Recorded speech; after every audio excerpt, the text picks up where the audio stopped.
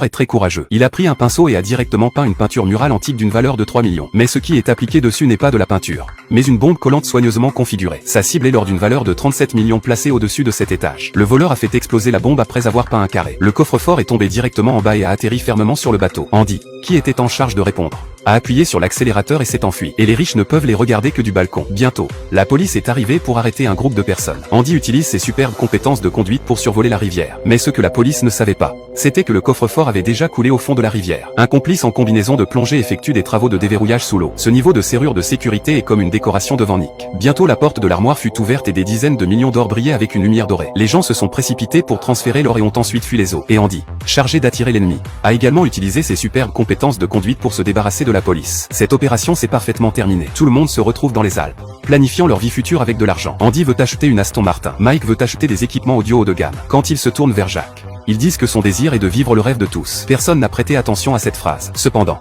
au moment où ils se retiraient, ils ont été bloqués par deux véhicules. Jacques a soudainement pointé son arme sur Andy. Il est évident qu'il a l'intention de s'emparer de tout l'or. Puis un groupe d'hommes en noir a encerclé tout le monde avec des armes à feu. Jacques a levé son pistolet et a tiré 2 fois sur le chef de l'équipe Nick. Voyant que la situation n'allait pas, Andy n'a eu d'autre choix que de briser le garde-corps et de conduire la voiture dans la rivière. Jacques et sa bande ont pris des armes et ont tiré sous l'eau. Ce n'est que lorsque Nick est apparu qu'il est parti en toute confiance. Cependant, ce à quoi il ne s'attendait pas, c'est qu'il y ait un réservoir d'oxygène dans la voiture. Les autres ont pris de l'oxygène à tour de rôle et ont finalement survécu. Quelques années plus tard, Mark succède à Nick en tant que nouveau chef de gang. Il retrouve la fille laissée derrière Nick et l'invite à se joindre au rang de la vengeance. Accueilli par Mark, les nouveaux membres de l'équipe se sont officiellement rencontrés. Tout d'abord, c'est l'expert technologique Mike. On dit qu'il est le colocataire de Zuckerberg et Facebook a plagié son idée. La personne responsable de l'explosion est Kevin. Enfin, il y a un beau homme qui apparaît à la dérive.